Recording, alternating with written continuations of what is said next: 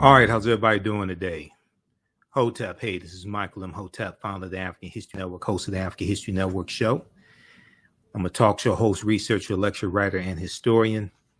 So it is Saturday, September 3rd, 2022, and we are live.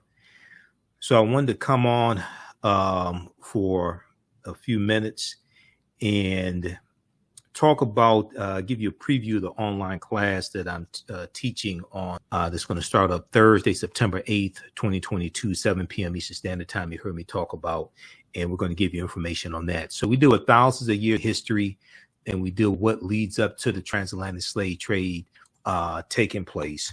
And I do a PowerPoint presentation. We have book references, articles, video clips. We have all that in the class. Okay, so you never look at history the same way. Okay, so everybody share this broadcast on social media platforms, and invite your friends to tune in also. All right, and we're broadcasting on our Facebook fan page, The African History Network, The African History Network, and our YouTube channel, Michael Imhotep, IMHOTEP. Also, okay, so when we deal with the transatlantic slave trade, we have to understand that African people have been in the land we call the United States of America going back thousands of years. So we can't start our history in 1619. We can't start in 1555. We can't start in 1526 with the Spanish taking Africans into the territory we call South Carolina and Georgia. We have to deal with thousands of years of history that leads up to all of that taking place. All right. And I'm going to bring up the PowerPoint presentation here. And we have information here in the thread of the broadcast on how to register for the class. Okay. And as soon as you register, also there's bonus content that you can start watching also. All right. Well, the Clotilda was just found, Jacqueline. I don't know where you've been. People don't ask where is the Nina, the Pinta, the Santa Maria, or the Mayflower, but they ask where the slave ships are. But research the Clotilda because they found the Clotilda. I wish people do more research. All right. So let's look at this here.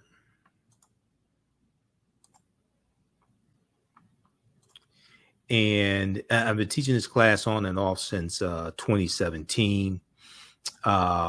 We can't start studying our history in slavery even when we study the transatlantic slave trade, which is important to study. We can't start in 1619. We know we just had the 403rd anniversary of August 20th, 1619.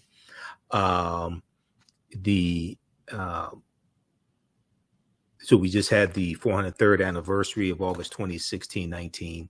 And I actually did a broadcast dealing with that as well. And even though 1619 is important to study, a lot of times 1619 gets overemphasized, okay, because there were African people here in this country going back tens of thousands of years ago. So one of the things that's important to understand is this chronology of history. All right. So let's continue here. We can't start in the 1440s with the Portuguese. We know the Portuguese get involved in 1441. We have to understand the history chronologically and deal with the 800-year occupation of Europe by the Africans known as the Moors, who entered the Iberian Peninsula, today known as Spain and Portugal, from North Africa in 711 AD. And they go through Morocco in 711 AD. They go in originally 710 under General Tarif, and then they go in 711 AD to conquer and fight against the Vandals and the Visigoths. Now, this course not only deals with the transatlantic slave trade, but thousands of years of history that leads up to the transatlantic slave trade of African people taking place.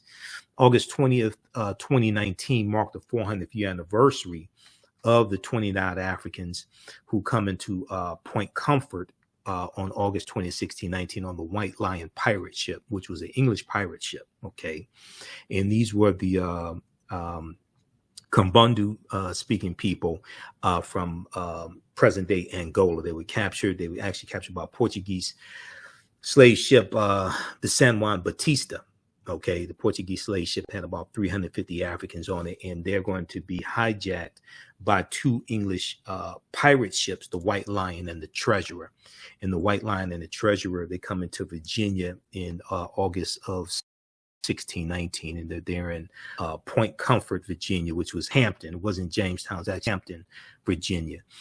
Now, the year of 2019 was known as the year of return, so that 400th year anniversary. As many African Americans reconnected to Africa and traveled to Ghana and other West African countries.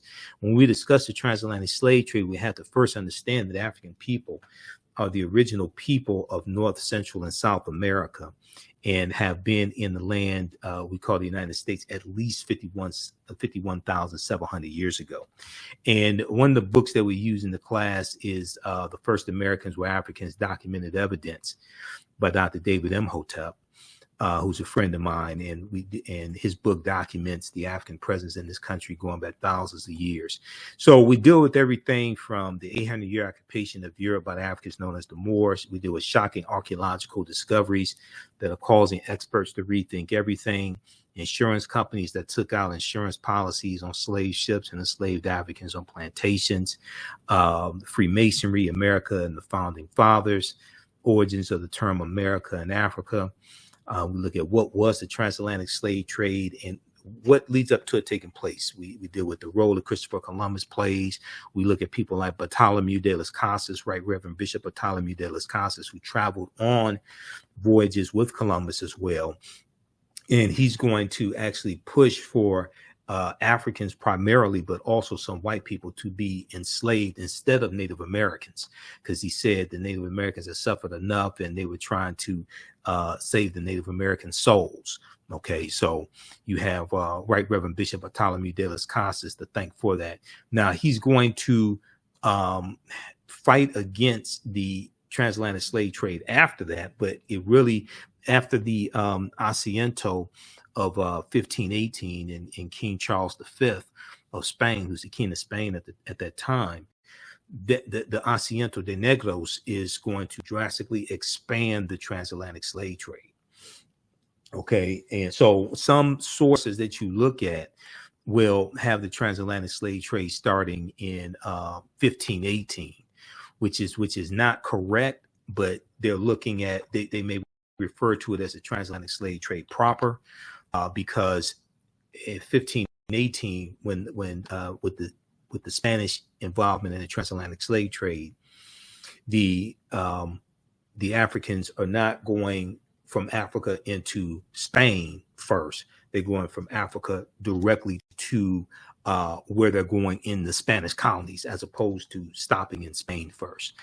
And we talk about the Asiento de Negros in the class because that is an important turning point in the transatlantic slave trade. That's even before the triangular trade was created. The triangular trade is going to largely be created and championed and used by the English. Okay, well, the English get involved in the transatlantic slave trade in 1562. When you look at this one here, when you look at this chart here, or this graphic here, with the transatlantic slave trade, they look at from say 1650 to 1860. Okay, well, it's already been going on for 200 years at this point, 1650. You'll see some other ones. I have some other ones that look at it starting at 1518. All right, well, 1518 is, 60 some odd years after it starts in 1441, right about 1441, with the Portuguese and Anton Gonçalves going into Mauritania and picking up 12 Africans. All right, so we'll look at things like work from Dr. David Imhotep and archaeological discoveries that show an African presence in this country dating back at least 51,700 years ago.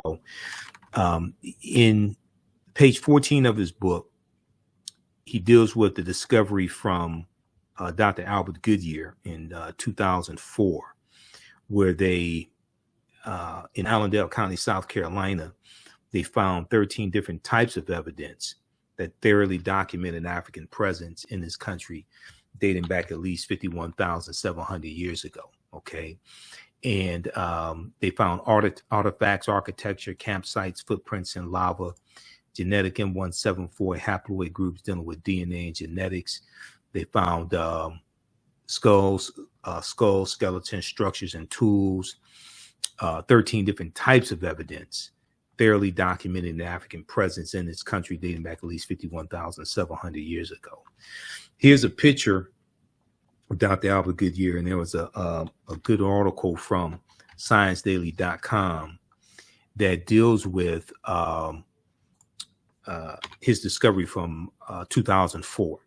And there's still dispute over his discovery. So the archaeological establishment disputes his discovery.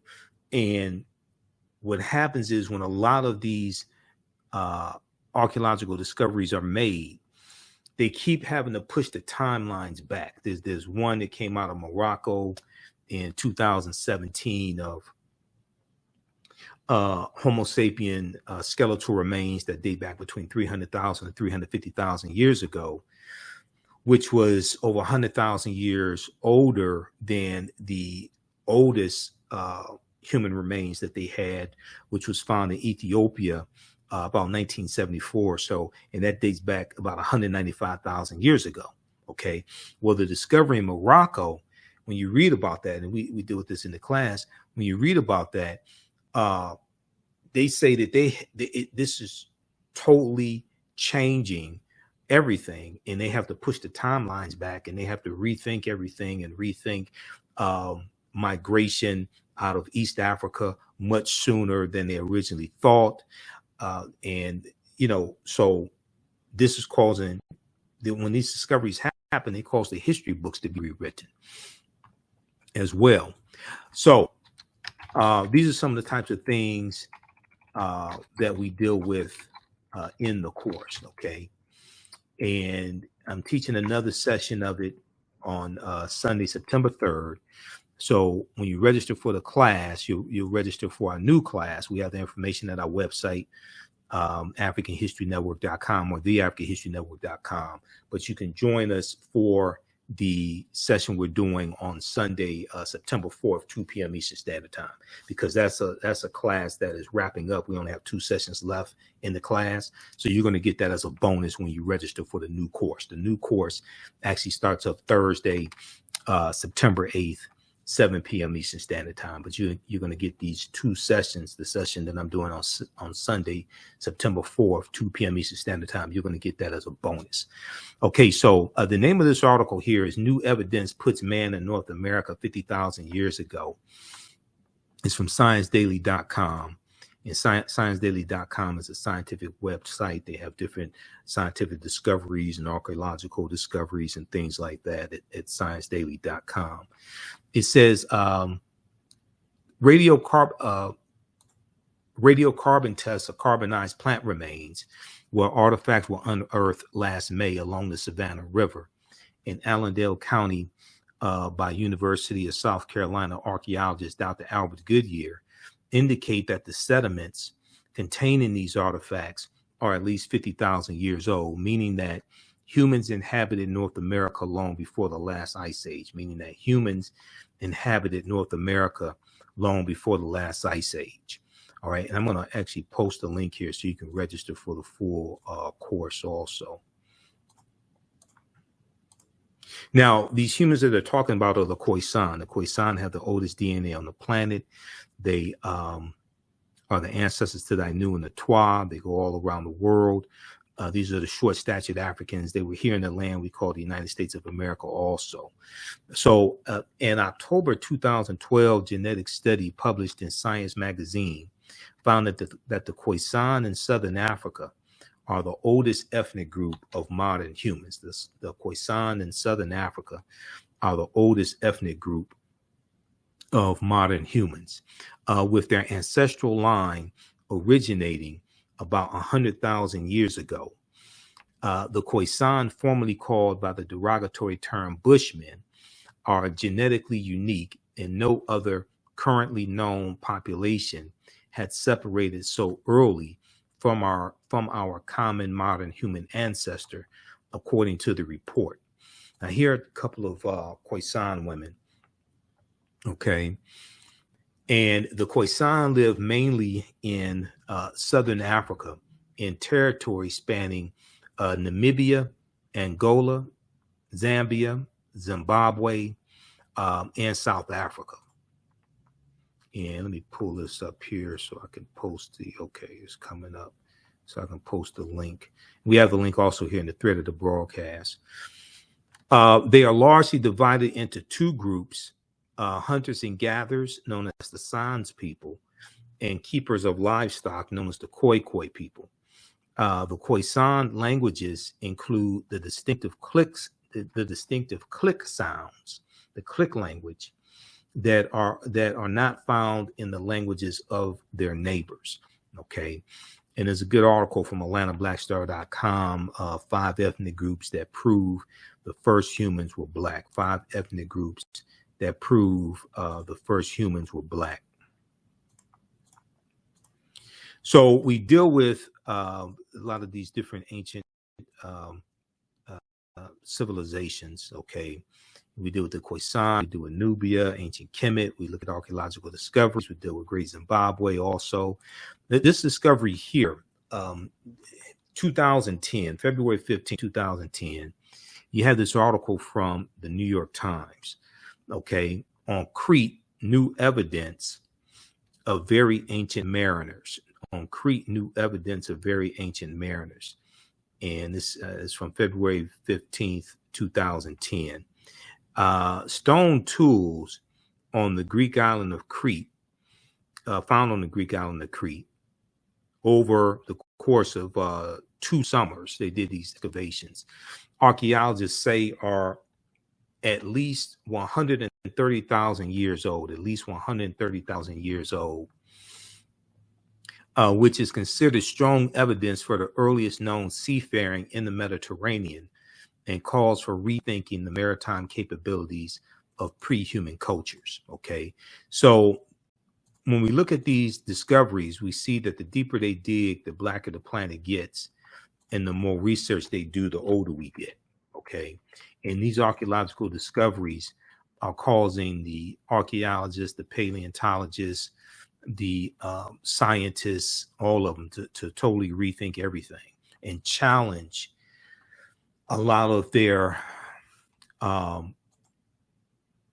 beliefs that have stood in place for decades. Okay, when it comes to archaeology, when it comes to human history, different things like this. Okay, all this is being challenged. All right, let's continue here. Now, Crete has been an island for more than 5 million years. Crete has been an island for more than 5 million years, meaning that the tool makers must have arrived by boat. So this seems to push the history of Mediterranean voyaging back more than 100,000 years, specialists in Stone Age archaeology say. Previous artifact discoveries has shown people reaching Cyprus, a few other Greek islands, and possibly Sardinia no earlier than 10,000 to 12,000 years ago. No earlier than 10,000 to 12,000 years ago. Even more intriguing, the archaeologists who found the tools on Crete noted the style of the hand axe be up to 700,000 years. Now, they be a stretch. They admit it. But the tools resembling from the stone technology known as Eschulen, it's spelled Achulean, echelon, with pre-human populations in Africa, somewhere between 150,000 years ago to 1.5 million years ago. Okay, so now, you know, I've been talking about this discovery for a number of years on my radio shows and things like this. So I had somebody respond to me on my YouTube channel, and they had not read the entire article or something like that. And they said, oh, they found a couple of stone tools, and now they're trying to say that Africans are this old, or trying to make this claim, blah, blah, blah. No, they found more than 2,000 stone artifacts, including the hand axes, were collected on the southwestern shore of Crete over the course of 2 summers. They found more than 2,000 stone artifacts. It wasn't 1 or 2. They're not making this determination based upon 1 or 2 artifacts that were found. They found more than 2,000 stone artifacts over the course of 2 summers. Okay, so it's important for us to read this information as well. We look at the discovery, the lost city of Egypt. Now there are 2 lost cities of Egypt that we talk about in the class. Okay, this one right here, this discovery was revealed in 2013, because when you research it, they had already made the discovery years before that. Okay,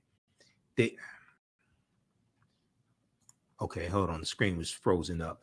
Okay, so this discovery here of Tanis Heracleion, the lost city of Egypt, this discovery was revealed in 2013. When you research it, you'll see that they made the discovery prior to 2013, but they actually revealed what it was that they found in April of 2013. Okay, now there are 2 lost cities of Egypt that we'll talk about in the class. One is Tanis Heracleion, and the other one is called Dazzling Aten, named after Akhenaten, who was Imhotep IV. All right, and that discovery of Dazzling Aten that came out in 2021, and that's a lost city that dates back about 3,400 years ago, something like that. Okay, so if we look at this here, let me close this window out. Why is this coming up? Hold on just a second here.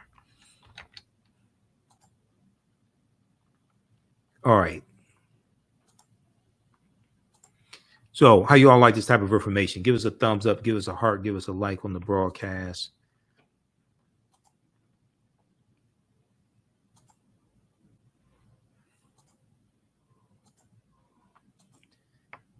I'm trying to see, why is this freezing up? Hold on. All right.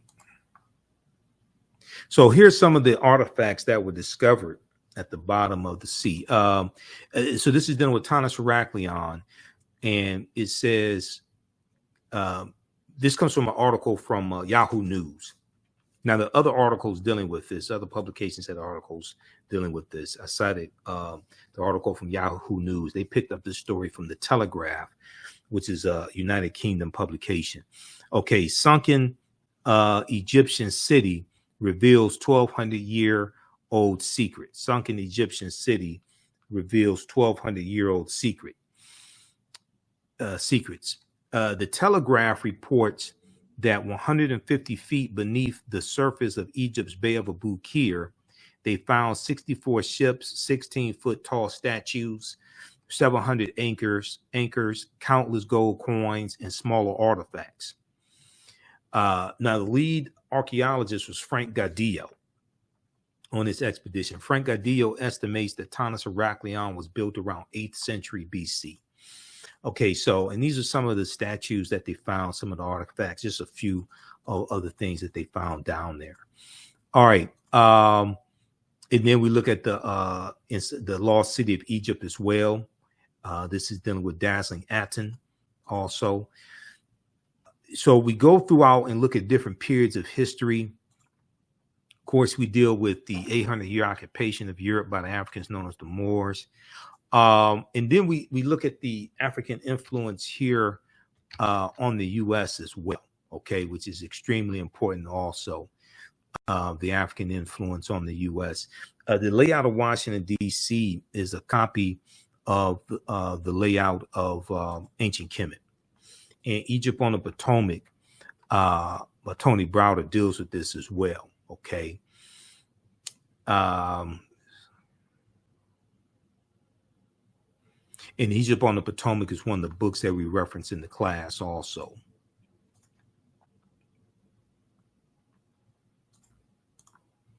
Now, here is the Washington Monument. The Washington Monument is called a Tekken. Well, the Greeks called it obelisk, but it's actually a Tekken. It's an ancient African symbol.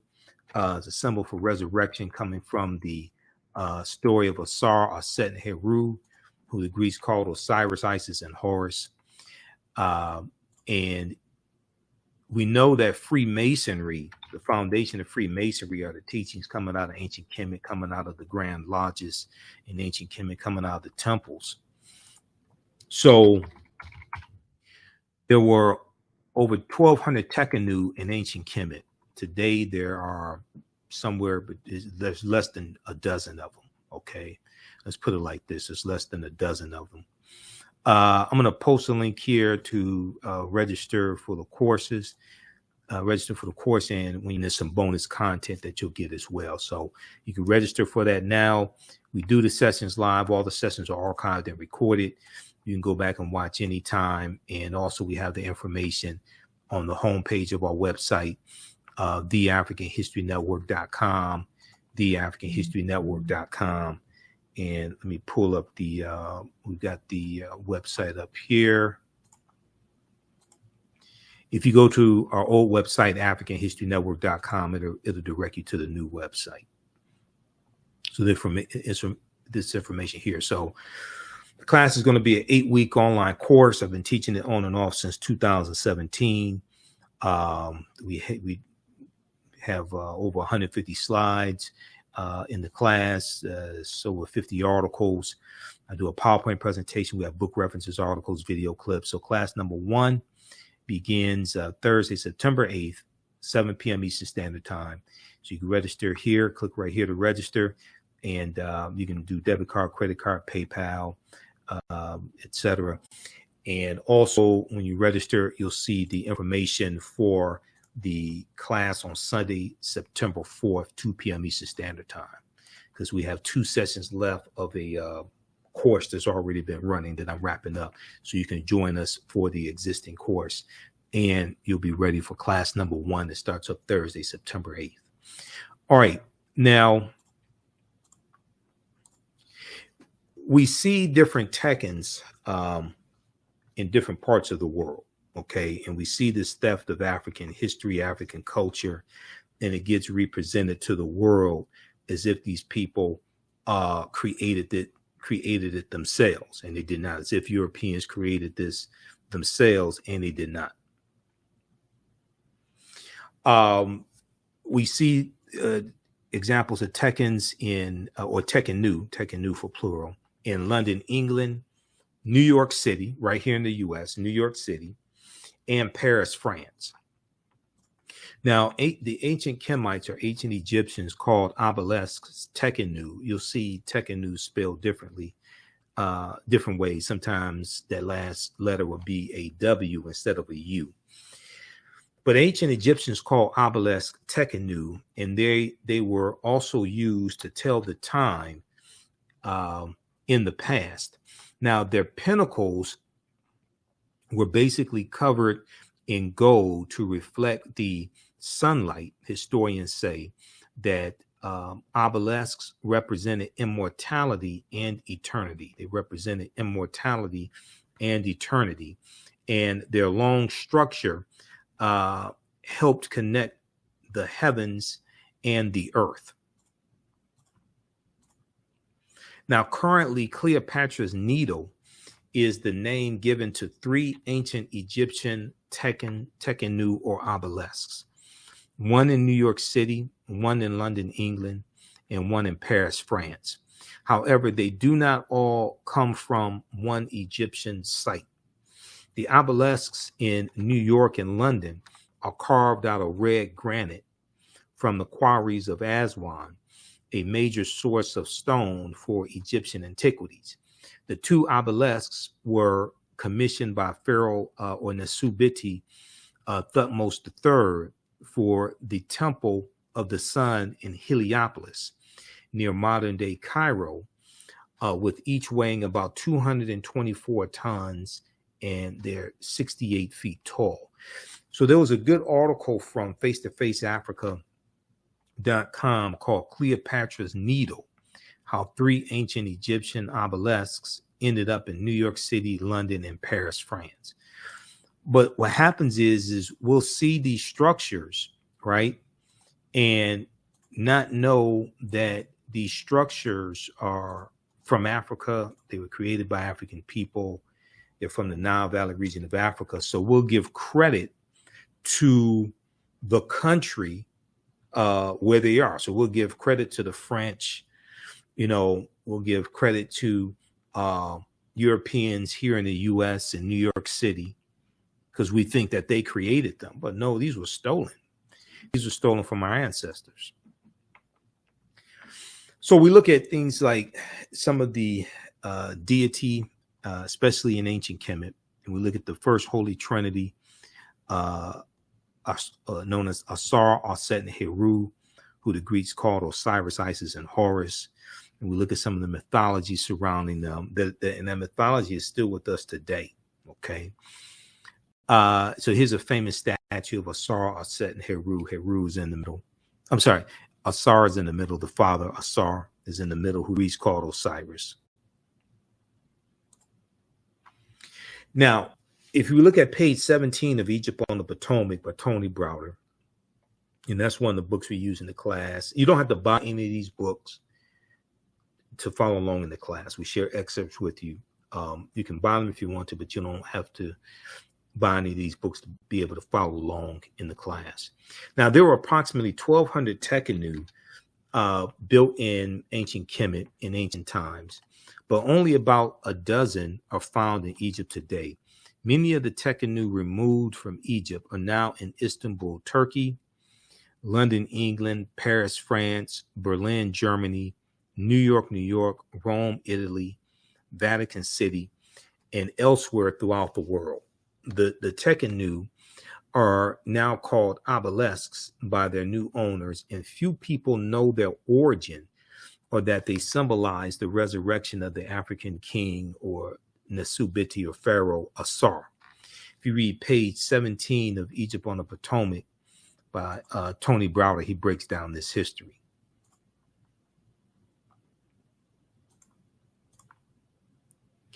All right, so this is some of the type of information we deal with. We look at the Black Madonna and Child coming from Asar, Aset, and Heru, coming from Aset and Heru. The Greeks call them Isis and Horus. Heru was the first Christ or Christ, because the word Christ comes from Christos, which means anointed, which comes from the Kemetic Ka-rest, which means the rising of the spirit. Ka meaning spirit, rest meaning to rise.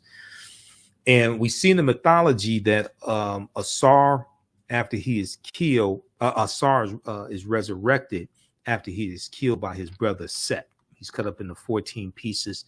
13 of those pieces are recovered, and we see that Asar is going to be resurrected.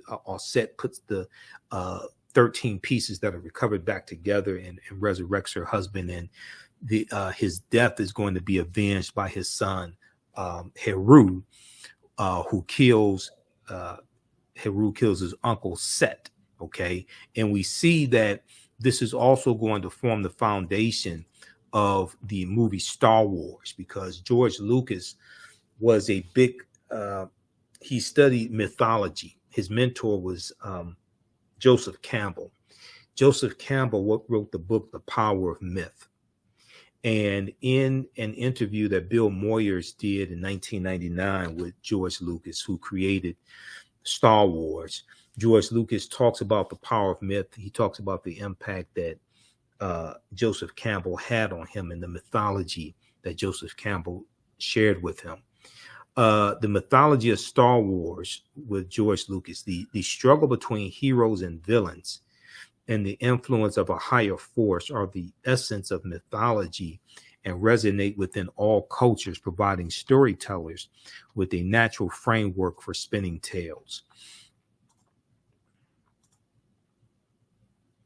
Okay, so we'll look at things like Freemasonry.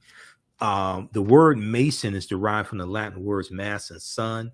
Mason means child of light and expresses the desire to pursue light, which is a metaphor for the sun, which symbolizes knowledge. The term child of light or sons and daughters of light was first used to identify students who had completed 42 years of study in the temples of ancient Kemet, 42 years of study in the temples of ancient Kemet. Many Masonic temples. Now, right here in Detroit, we have something called the Masonic Temple. My graduation, my high school graduation was held there like over 30 years ago, close to in 1989. It was held at the Masonic Temple here in Detroit, which was in the Cass Corridor. The term child of light or sons and daughters of light, SUNS, sons and daughters of light, because women were allowed to study these teachings also, was first used to identify students who had completed 42 years of study in the temples of ancient Kemet. Many Masonic temples were modeled after the temples of ancient Kemet, places where light or knowledge was imparted in a series of steps or degrees. Light or knowledge was imparted in a series of steps or degrees. So the concept of going to a college or an institution of higher learning and getting your credentials in a series of steps or degrees, or in a series of degrees, this comes from Africa. This comes from ancient Africa. So you get your associate's degree, you get your bachelor's degree, your master's degree, your PhD. Okay, that's an ancient concept, and the concept of liberal arts colleges comes out of the Nile Valley region of Africa as well. George G.M. James in his book Stolen Legacy deals with the 7 liberal arts and the arithmetic and the rhetoric and the logic and things like this. Okay, so all this is African. We have been stripped of African history and culture and taught to see reality through the eyes of Europeans, and not understanding where a lot of these things that are around us come from. This is why it's in the class, we use a symbols encyclopedia, okay, a symbols encyclopedia, which is important to use. And the reason why is because we have to learn how to decode these different symbols that are all around us. So a symbols encyclopedia is very, very important. And I'll show you the one that I use here in just a second. Let me pull this up here. So you don't have to use this one. There are many others that you can, but I was able to get this. I bought this some years ago at I think it was Borders bookstore. I think it was Borders bookstore. I got it at. It was like $10 when I got it. Okay, hold on. All right. Okay, so I want to monitor this here on YouTube also.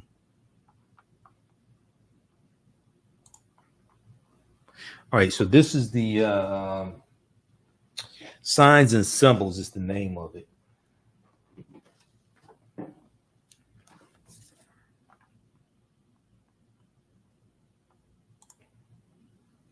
So this one right here, Signs and Symbols.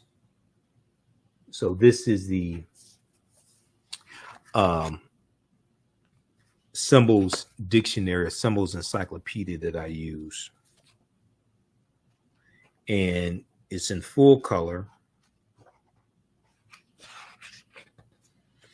when you open it up, the first page, it has Heru on it, straight out of ancient Kemet. Okay. You look at the cover, you see symbols from the metal netter on it. You see a pyramid. You'll see the caduceus, which is the universal symbol of medicine that comes out of Africa. That comes from the staff of Dehuti.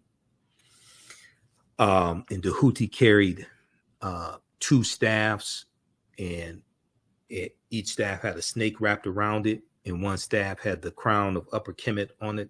The other staff had the crown of Lower Kemet.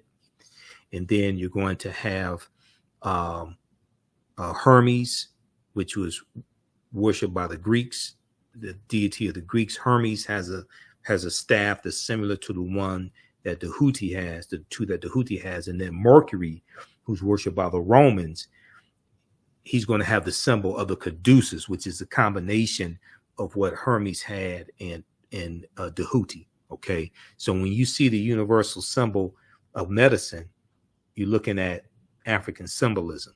Okay, we look at the Eye of Heru here as well, and then we look at the back. We see African symbols also on the back. Okay, also, in the middle here, you see the Ankh, the African symbol of eternal life, or the African key of life, the Ankh, Ankh. And we know these temples where the learning, the teaching was taking place in ancient Kemet, the temples were called Per-Ankh, okay, the house of life. So we see Africa on the front and back, and then we open it up and we see, it's a full color. All the pages, the pictures, all this is full color.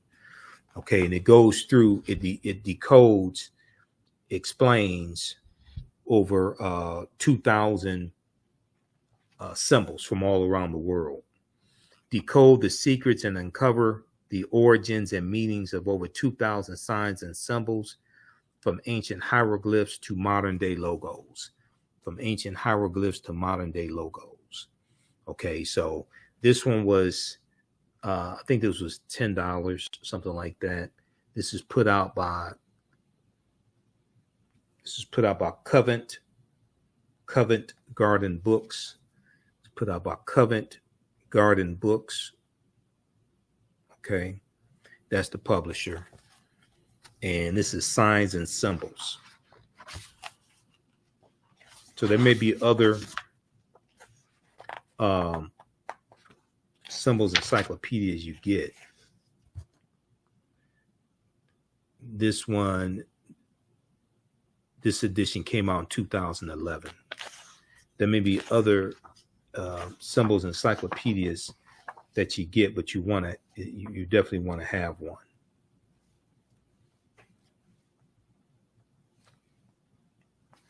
Like this right here. This deals with royalty and decoding. Let me see, can we get this here? This deals with royalty and decoding symbols of royalty from different cultures. We see the sarcophagi here, the pharaoh. This is sarcophagi of Tutankhamun, King Tut, right here. All right, so we have to be able to decode the symbols that are all around us.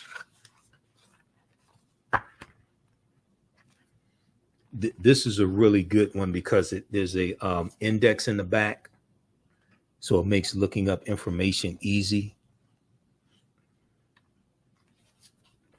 The index is really small. I mean,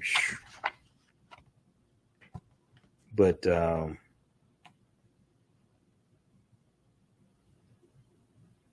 index is really small, but they do have one.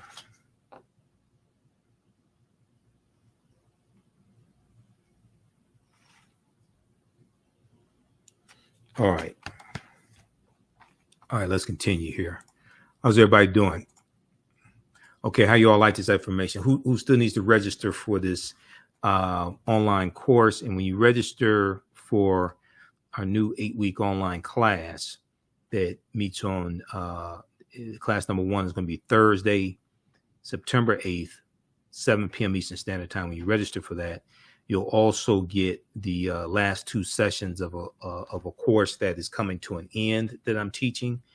And we have the next session of that course on Sunday, September 4th, 2 p.m. Eastern Standard Time. So you'll be, when you register for this new course that starts up, you'll be able to join me in the for the session on Sunday, September 4th, 2022, 2 p.m. Eastern Standard Time. So we have the link here in the thread of the broadcast, so you can register for the class. All right, now Masonic temples are considered houses of light or temples of learning. The term Mason or child of light is a direct response, a direct reference to the highest degree of the Kemetic education system, the highest degree of the Kemetic education system. The 33 degrees of instruction within Masonry represent a fraction of the 360 degrees of instruction that comprised the Kemetic system of education. Yet with less than 10% of the wisdom of ancient Kemet, Freemasons have held positions of influence and power throughout the world for over 200 years. So you look at page 33 of Egypt on the Potomac, Browder, and he deals with that type of information. So then we'll look at the Black Madonna and Child, which is important to really understand because Europeans are worshiping the Black Madonna and Child even before the Moors go in 711 AD. And the statues of the Black Madonna and Child still throughout Europe today. And you'll see, and from the Black Madonna and Child, then we get the decolorized version of the white Mary and Jesus. Once you have a rise in the in European powers and they're coming out of the Dark Ages, and you go into the 1400s, they're starting to conquer people's lands. The Moors are losing control in Europe. Then what you're going to see is you're going to see a rise in the European phenotype as you see a rise in European powers. You're going to see traditional images that were African reinterpreted as European. And one of them is going to be the Madonna and Child, and images of God and different things like this. You're going to see interpreted as European. So Michelangelo paints the Sistine Chapel, and he uses his aunt and uncle as the models for Adam and Eve. Okay, and he paints God as a European. He paints the angels as white, etc. All right. So this is the Sphinx, what the Greeks call the Sphinx, which is really Heramakhet or Heru on the horizon. So we'll go through and look at different things like this. We'll look at Joie Piet, Black Pete, who is in reference to the Moors, and we see the celebration of Black Pete, Joie Piet, in November and December in the Netherlands.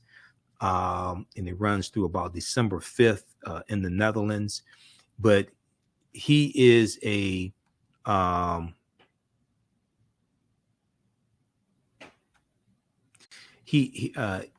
is a Moor that is a servant in some versions of the story. It says a slave to center class, and center class was a religious figure in amongst the Dutch. Okay, now center class in Dutch means Saint Nicholas, and you see center class with the long white beard and the red and white cape.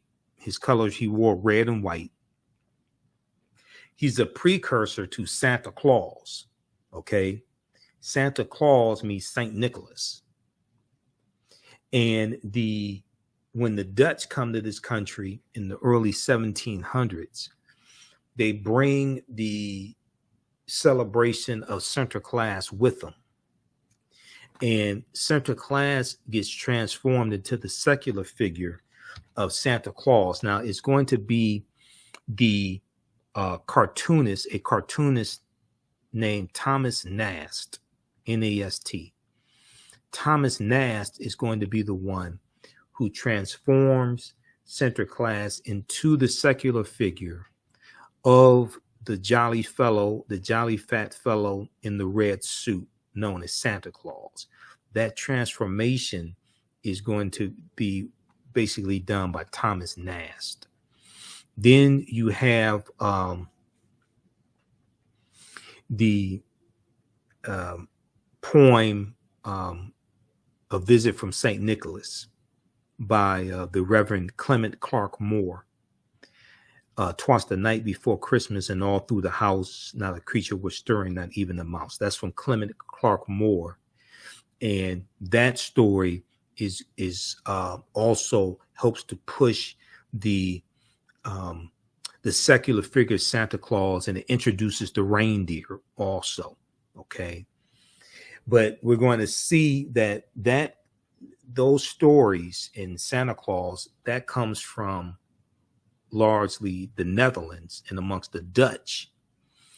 But we're going to see the dehumanization of the Moors practiced in this celebration, because there's a parade that takes place throughout the Netherlands, and you have Europeans who dress up as Black Pete, and they put on blackface, and they put on red lipstick and wear Afro wigs to imitate Black Pete. Okay, Joie de Pied. Now, over the past, I would say probably about the past 10 years, and especially in the past couple of years, because of the killing of George Floyd and the international movement towards like social justice and racial justice, but pretty much over about the past 10 years, there has been an increase in press surrounding the celebration and the parade of Joie de Pied. Okay. So this article right here from Washington Post, Center Class and Joie de Pied, why a holiday has me talking to my kids about blackface.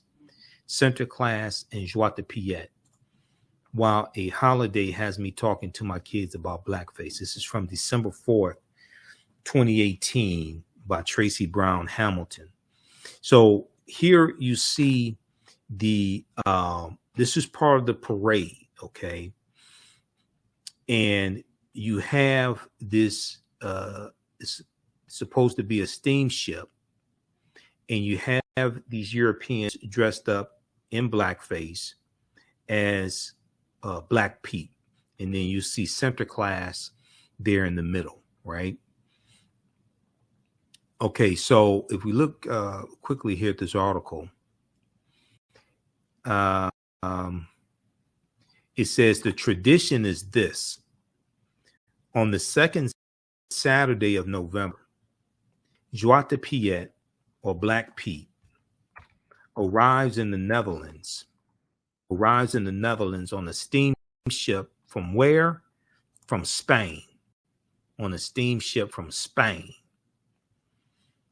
And that's where the Moors go into in 711 AD. It was called the Iberian Peninsula back then, but it was basically Spain and Portugal. Arrives in the Netherlands on a steamboat from Spain, along with Center Class, a towering, thin, and plushly dressed figure. Hundreds of people gather to watch the steamboat arrive. With Piettes dancing and waving while brass band music plays until Center Class disembarks on the white horse, with Joie de Pied walking at his side to greet and offer treats to the children. The ritual repeats in various cities across the Netherlands until December 5th, the name day of St. Nicholas. December 5th, the name day of St. Nicholas. Now, Joan de Piet is, according to folklore, an assistant to Sinterklaas and of Moorish descent. An assistant to Sinterklaas and of Moorish descent. So part of the mythology is that he is a servant, and some sources say a slave, to Sinterklaas. And this is part of the dehumanization and part of the mythology surrounding conquering the Moors, defeating the Moors. Okay. And then this gets incorporated into European folklore and children's stories and European culture. Okay. Like blackamoor jewelry. We'll talk about blackamoor jewelry in the class. In that blackamoor jewelry, oftentimes, blackamoor jewelry and blackamoor art and statues oftentimes depicts the Moors as being servants, okay, which is another part of the symbolism of showing that they were conquered. Now, traditionally, since Joan de Piet's first appearance in a children's book in 1850, so you can introduce these dehumanizing images in stories to children, and what this does is this really programs how they see African people, and it conditions them to see African people as being subservient and being conquered and things like this. So traditionally, since Piet's first appearance in a children's book in 1850, Joan de Piet is portrayed as very dark-skinned, as a very dark-skinned character with large red lips. Joan de Piet is portrayed as a very dark-skinned character with large red lips, curly black hair, and giant hoop earrings. So these Europeans will put on Afro wigs, okay, and put on lipstick, okay, red lipstick. And let me see if we see it. If we can see it here. You see them with the red lipstick on, Afro wigs, blackface. This is going on right now. This happens now, and then we're going to see this between November and December. Usually each year, you'll see stories about this taking place in the Netherlands, and you'll see story protests taking place, because every year between November and December, I see stories dealing with this. Now, when Joan de Piet's appear in person, they are portrayed by volunteers in blackface.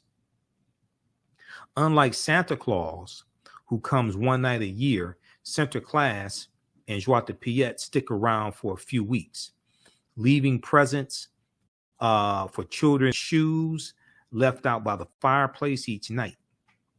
Okay, now,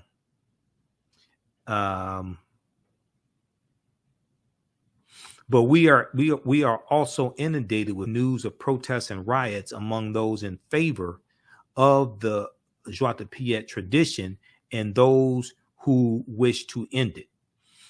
And discourse between Dutch politicians and international bodies, such as the United Nations Committee on the Elimination of Racial Discrimination, which urged the Netherlands to put an end to racial stereotypes and blackface, okay, is less joyful. All right, let's see here. Okay, so you can read the rest of this here. But once again, this ties into some of the history of the Moors. And we're going to see examples of dehumanization of African people that becomes entertainment for Europeans. We're going to see examples of this, in various countries, but also here in the U.S.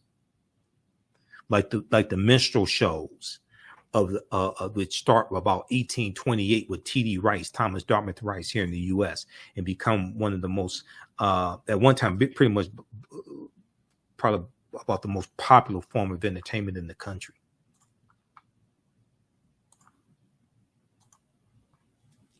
Okay, let's continue here.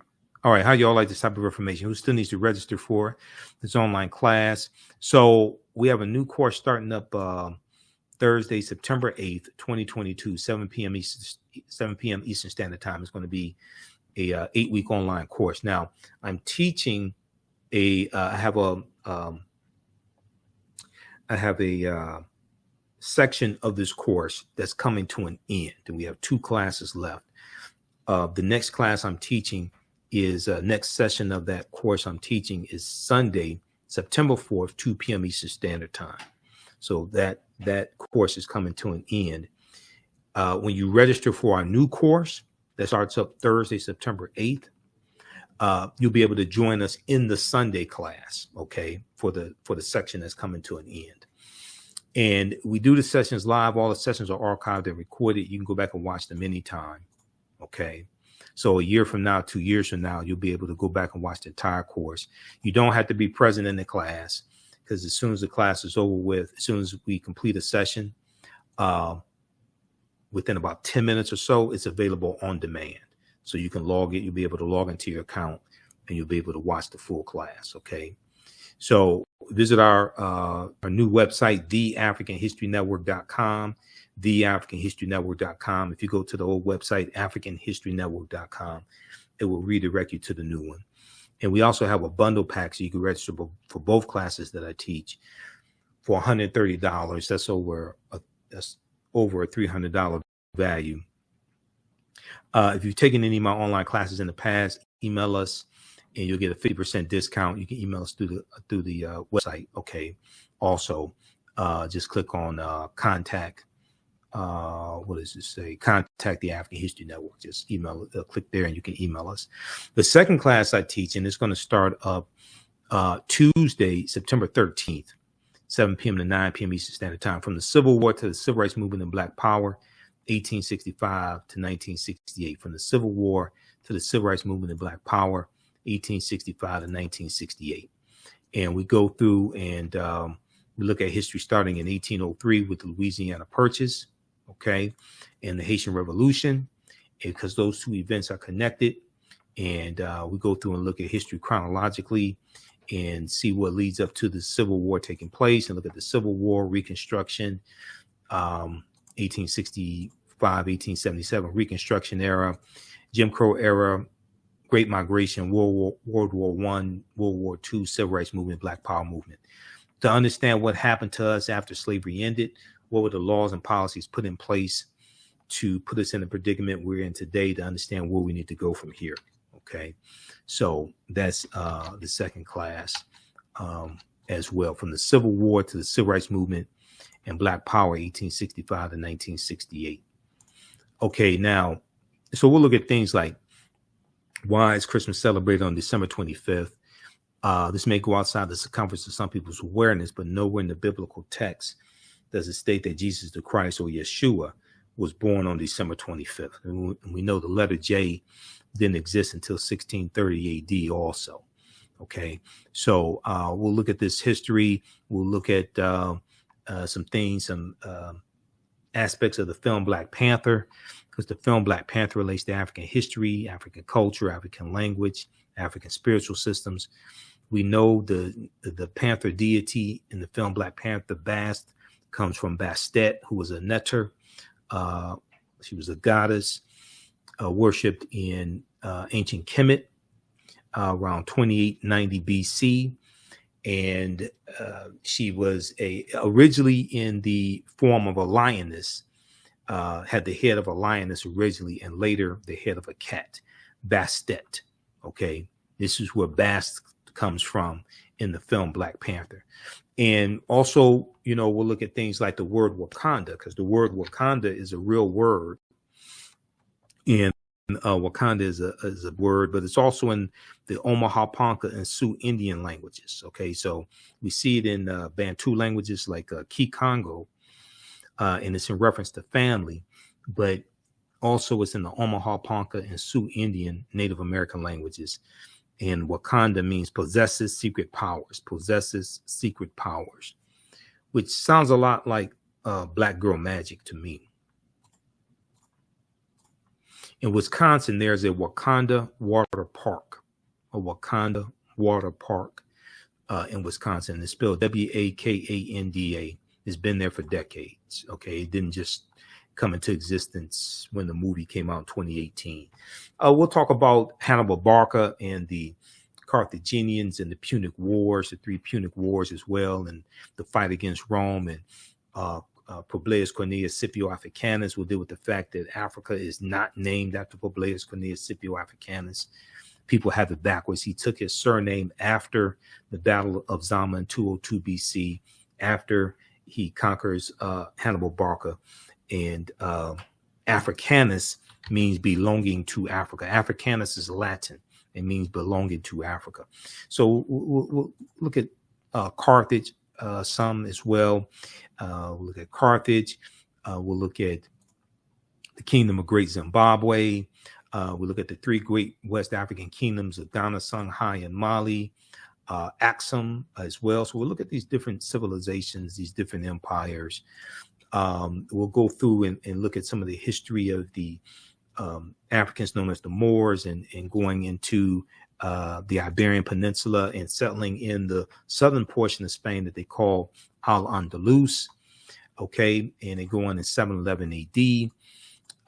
And we'll look at Tariq ibn Ziyad as well, who is going to lead his troops in 711, and where they land Iberian Peninsula, they land at a rock promontory, and they call it Jebel Tariq. Jebel Tariq, which in Arabic means Tariq, it means Tariq's mountain. Jebel Tariq, translation is Tariq's mountain, and this is where Gibraltar comes from. Okay, Gibraltar, that word Gibraltar comes from Jebel Tariq. So when you hear the Rock of Gibraltar, this is something named after an African man. It's named after Tariq ibn Ziyad. Okay. And we're going to see that Tariq also goes on takes his cavalry into the Spanish city of Toledo. And within months' time, Tariq ibn Ziyad had effectively terminated European dominance of the Iberian Peninsula. Okay, and we're going to see him go into Toledo and some other cities there as well, and to conquer. All right, now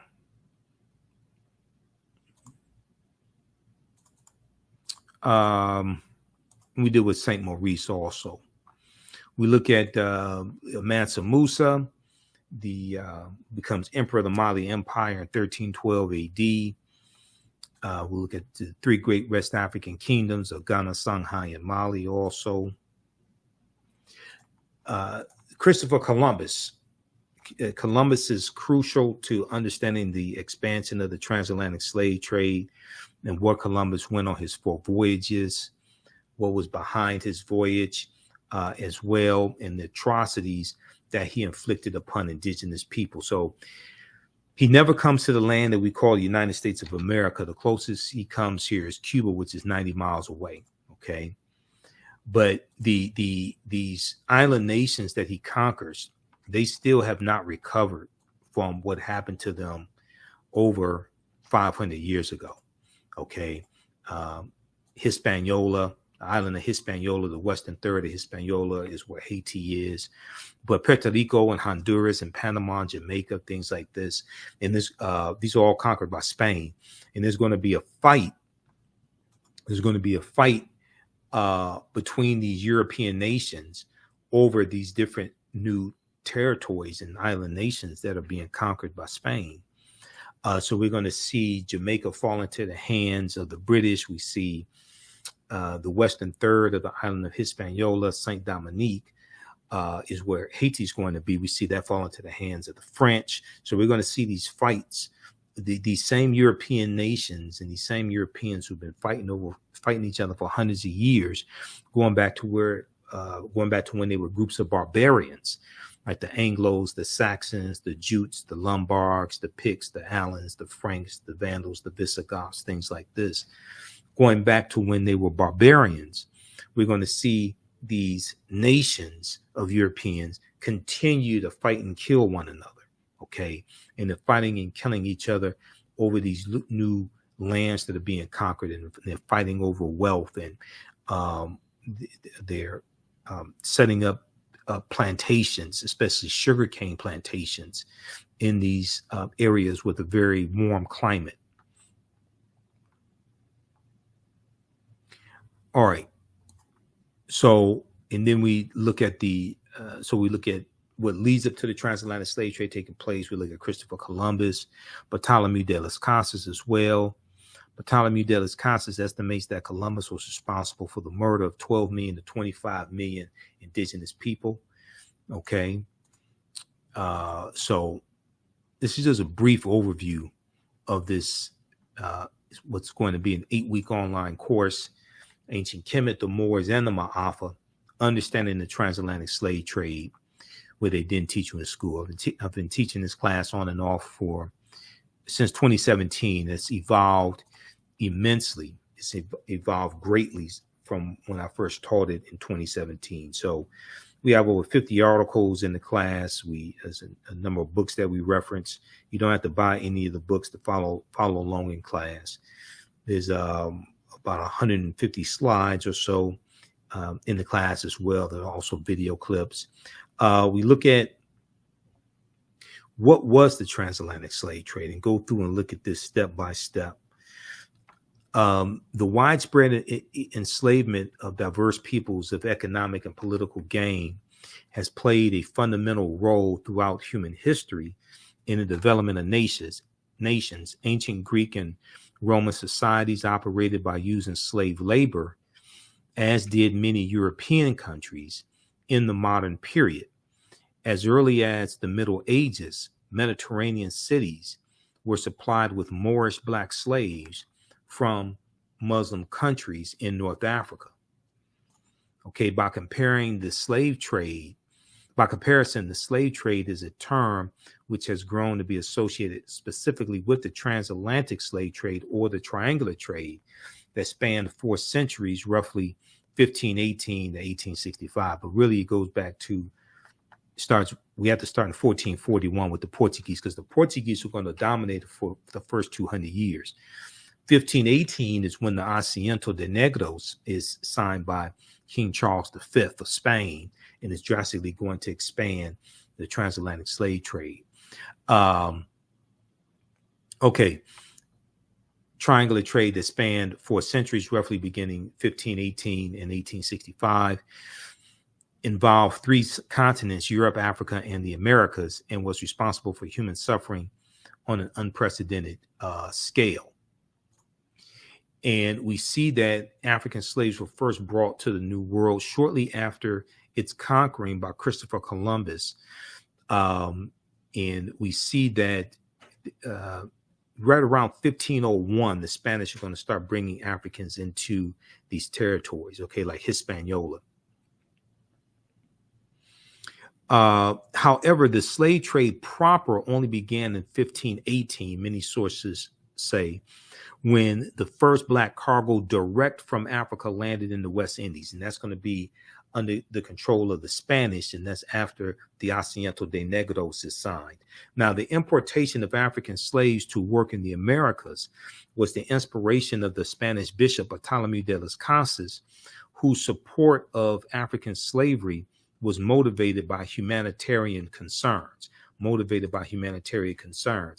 Bartholomew de las Casas argued that the enslavement of Africans and even some whites, proving that in the early period, slavery did not operate according to exclusive racial demarcations. They were still enslaving some Europeans, but they're going to increasingly shift over to African people.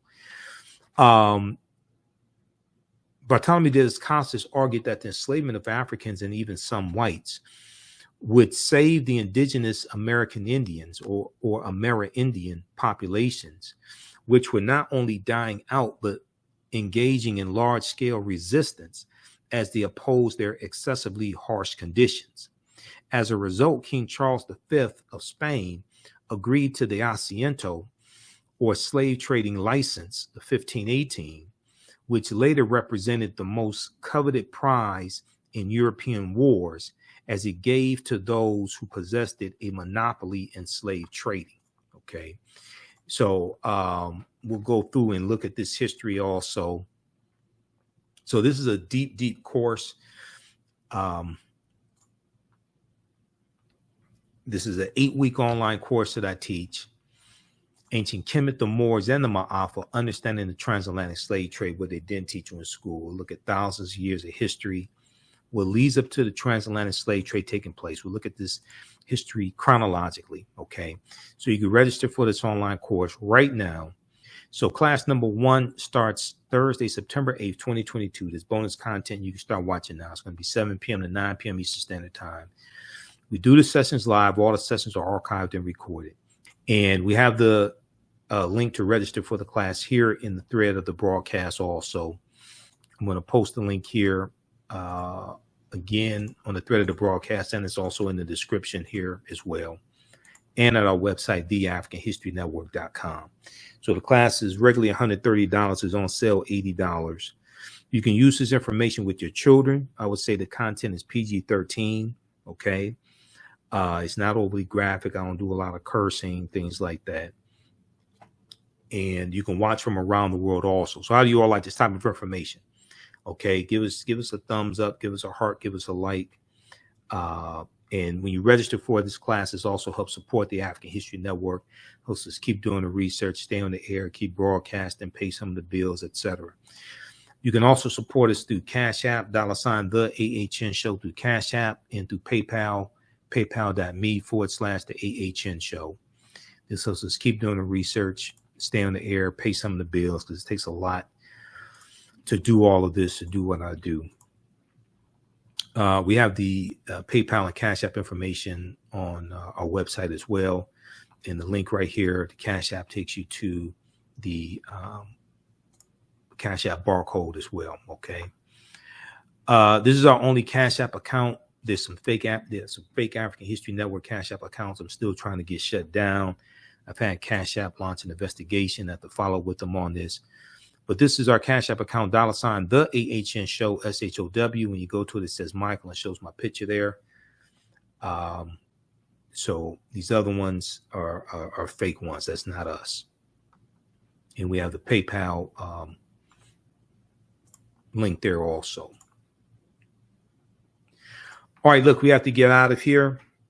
Hopefully you learned a lot from this broadcast, and you can join us in class as well. My radio show is on Sundays, 9 p.m. to 11 p.m. Eastern Standard Time, the African History Network show on 9-10 a.m. Superstation WFDF. We also broadcast here on Facebook and YouTube when I'm on live as well, okay? So the African History Network on Facebook and Michael Imhotep on YouTube. Turn on live notifications so you know when we go live. And be sure to register for our email newsletter. Text the word Kemet, K-E-M-E-T, to 22828 to sign up for our email newsletter. Text the word Kemet, K-E-M-E-T, to 22828 to sign up for our email newsletter also, okay? Because we send one out a few times a week, and we try to send one out before our shows and before we teach the classes also. Okay, so text the word Kemet, K-E-M-E-T, to 22828 to sign up for our email newsletter. Okay, look, we have to get out of here. Remember that at the African History Network, we focus on educating, empowering, and inspiring people of African descent throughout the diaspora and around the world, because right now it's correct wrong behavior. It's not over till we win. Wakanda forever, and we'll talk to you next time. Peace. Hotep, everybody. Hey, this is Michael Imhotep, founder of the African History Network, host of the African History Network show. I'm a talk show host, researcher, lecturer, writer, and historian. And I want to give a special shout out to everybody who has attended the 11th annual Liberated Minds Black Homeschool and Education Expo. I just want to take a few minutes, and we had a great presentation that I did on Saturday. So I teach 2 online history classes. One on Saturday and one on Sunday. On Saturday, the class that I teach, normally 2 p.m. to 4 p.m. Eastern Standard Time, is called Ancient Kemet, the Moors, and the Ma'afa, Understanding the Transatlantic Slave Trade, what they didn't teach you in school. And this is normally a 10-week online class. We deal with thousands of years of history and what leads up to the Transatlantic Slave Trade taking place. We can't start studying our history in slavery. Even when we study the Transatlantic Slave Trade, which is important to study, we can't start in 1619 or in the 1440s with the Portuguese, when the Portuguese get involved in the transatlantic slave trade. We have to understand the history chronologically and deal with the 800-year occupation of Europe by the Africans known as the Moors, who entered into the Iberian Peninsula, today known as Spain and Portugal, from North Africa in 711 AD. When we discuss the transatlantic slave trade, we have to first understand that African people are the original people of North, Central, and South America and have been in the land we call the United States at least 51,700 years. Now, the second class I teach is on Sundays, normally 2 p.m. to 4 p.m. Eastern Standard Time. It's called From the Civil War to the Civil Rights Movement and Black Power, 1865 to 1968. Now, these classes are normally $130. They're on sale right now, $60. We do the sessions live. All the sessions are archived and recorded, so you can go back and watch it anytime. So a year from now, 2 years from now, you can go back and watch the entire class. With both of these classes, I would say the content is PG-13, so you can use this with your children as well if you want to. Also, you can advertise with the African History Network. We have 3 new advertising packages. Our current promotion is buy 1 month to get 1 month free. We have 1 million followers at our Facebook fan page, the African History Network. And with our platinum package, we'll take out ads on our Facebook fan page for you as well to help maximize your advertising campaign. And we take your 30-second to 60-second commercial, we put into the rebroadcast of our shows, and also into the audio podcast of our shows as well. We only have 20 advertising slots because we have a finite amount of advertising space.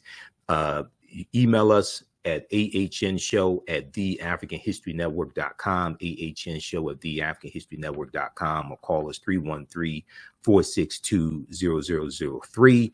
All right now it's correct wrong behavior. It's not over till we win. Wakanda forever, and we'll talk to you soon. Peace. Hello, African History Network family. You've put it off for way too long.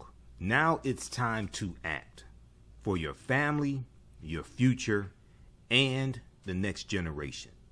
Get life insurance for that peace of mind and security for you and your loved ones. Build your financial foundations starting today. Your independent agent at Fortified Trust Life Brokers, with over a dozen strong A-rated life insurance companies to offer you the life protection you need when it comes to final expense, term life, whole life, mortgage protection, annuities, and more. They're currently licensed in Alabama, Georgia, and South Carolina. Don't let a pre-existing health condition hinder you from getting life insurance. You can get the affordable coverage you need today. Life insurance is only the beginning. Email them at Fortified Trust Life for a free fact sheet explaining the 5 basic building blocks for a strong financial foundation. It's their gift to you to help you fortify your future. Email them at fortifytl828@yahoo.com or call them at 706-339-5096 and leave a message. Fortify